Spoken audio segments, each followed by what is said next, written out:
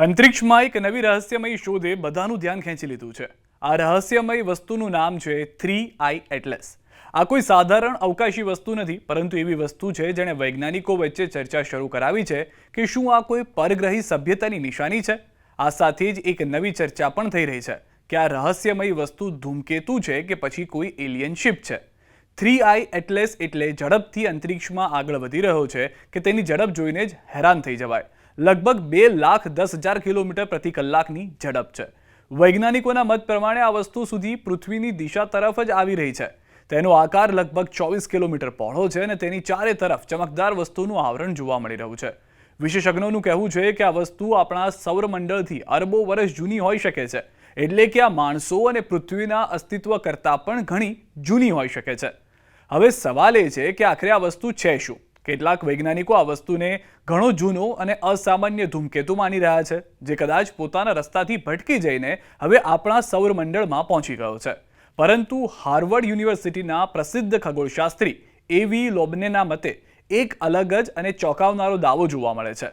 તેમનું કહેવું છે કે 3I એટલસ કોઈ સાધારણ અંતરિક્ષ પિંડ નથી, પણ એલિયનની બનાવેલી જાસૂસી ટેકનોલોજી હોઈ શકે છે।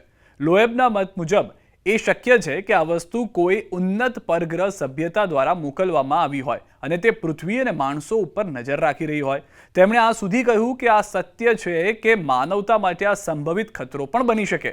લોએબના આ નિવેદનને સમગ્ર દુનિયાના ખગોળવિદોમાં એક નવી ચર્ચા પેદા કરી દીધી છે।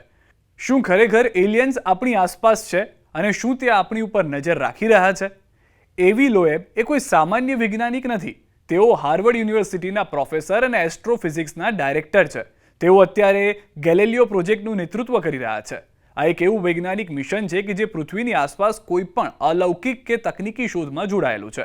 લોએબે અત્યાર સુધીમાં 1000 જેટલા વૈજ્ઞાનિક શોધપત્ર પણ લખ્યા છે અને ઘણા મોટા વૈજ્ઞાનિક પ્રોજેક્ટને ભાગ પણ રહ્યા છે, જેમાં બ્લેક હોલ ઇનિશિયેટિવનો પણ સમાવેશ થાય છે।